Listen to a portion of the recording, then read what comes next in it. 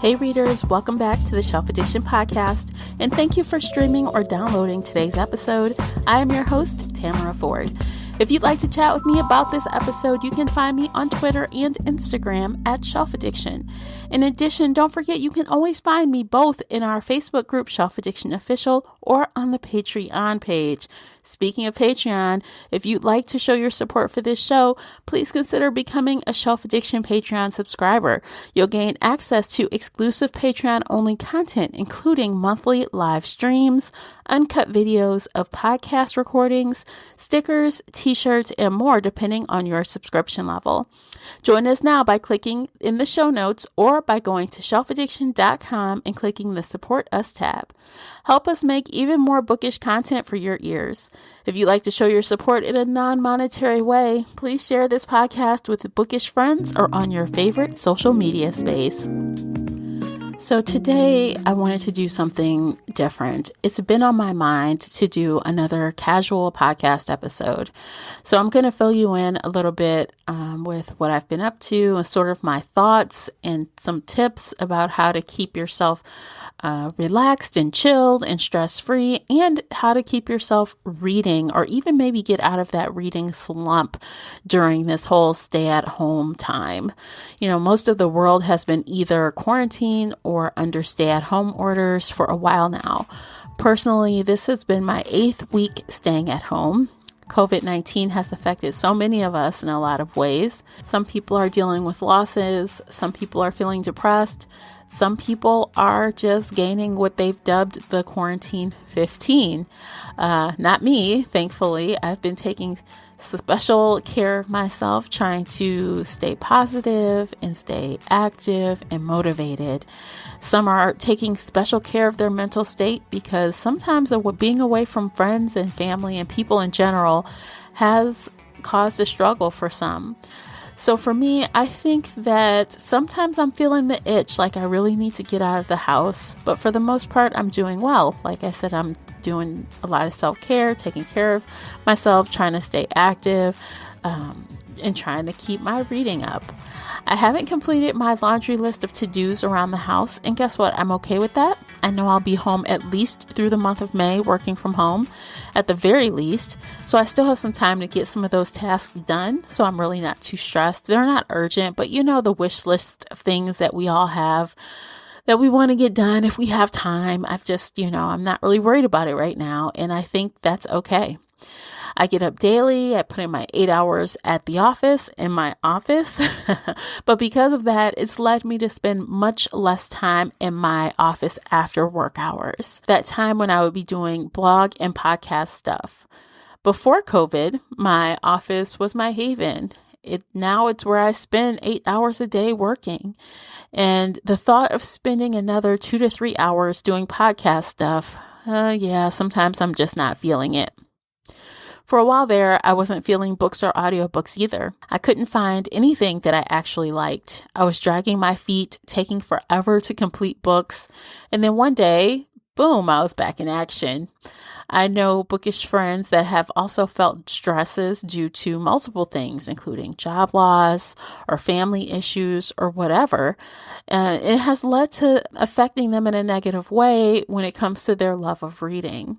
The good thing is that you'll bounce back just like we did. Today, I have 5 tips of my own to help you get your reading groove back. During this time of quarantine or staying at home, self-care is so important, and reading is a part of that. So tip number 1 is stop comparing yourself to others.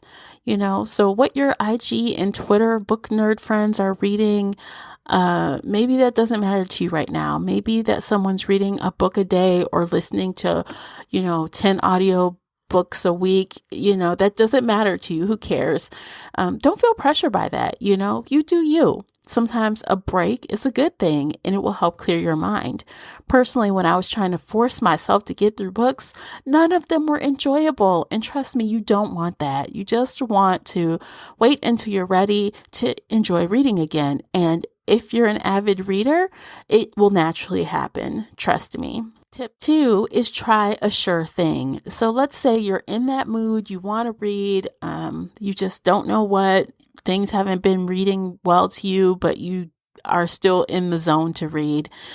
Then if there is a book that you just know you loved, 5-star rating, you recommend that book to everyone, it's your favorite, then reread that. Go to your happy place with a book that you already know makes you happy.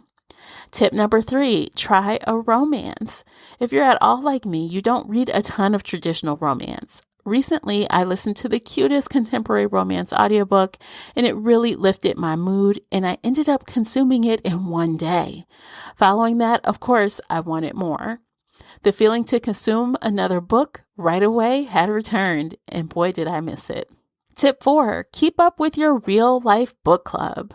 My book clubs have been meeting on Zoom, so definitely we still get to see each other, laugh, drink wine together, talk about the books, so don't stop reading those monthly selections. That time talking with your book club face to face, even on video, will energize you. If you don't complete the entire book, I'm sure it's fine. Read some of it and attend those meetings. It's going to get you back in your reading happy place. If nothing else, you'll hang out with good friends and maybe drink some wine or a cocktail or two. Tip 5, if you're kind of tired of all the Zoom calls and Microsoft Teams meeting, I understand.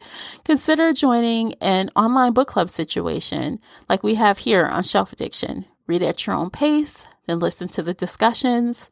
And you can even be a part of the live discussions by chatting on Facebook.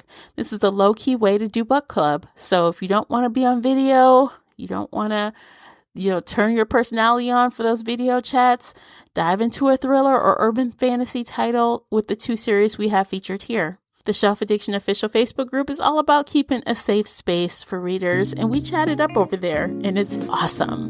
But, okay, if you're on the I'm not reading right now wagon, I feel you. I have a few more ideas on how to keep you chill and stress-free. All 3 of these are suggestions that I have personally used, and I enjoy them all. Tip 1, diamond painting, or any craft really. Not only do I love doing this while an audiobook is playing, I also love doing diamond painting in silence.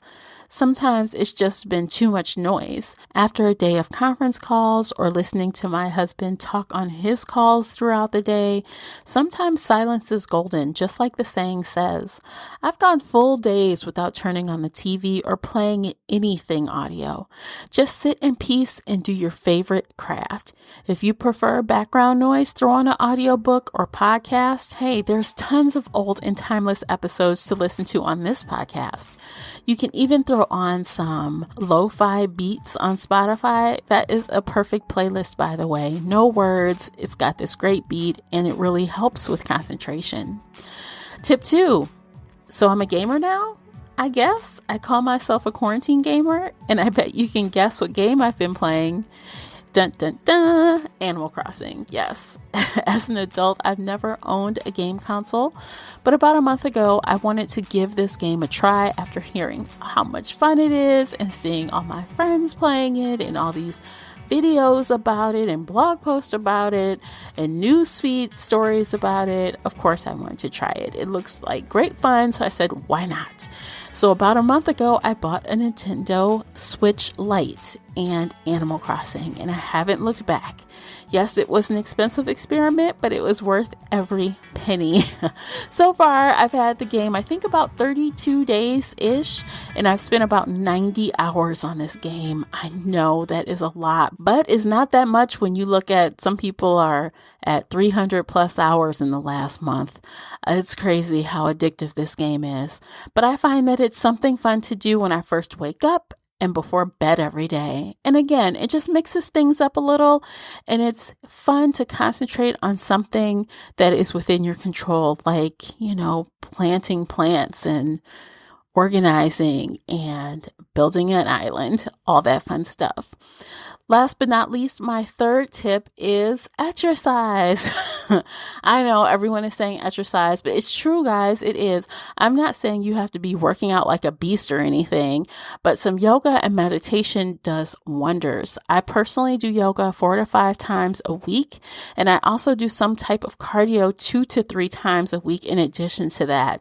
And it's been helping me stay in a good place, and I feel good when I do those workouts. So I definitely recommend that. Actually, all three of these last suggestions, if you're reading, I recommend these three on top of reading. Okay. These are things that will help you if you're reading or not. And if you're not about that reading game, then these three things are just perfect. So that's what I've got for you today. I hope that my tips are helpful.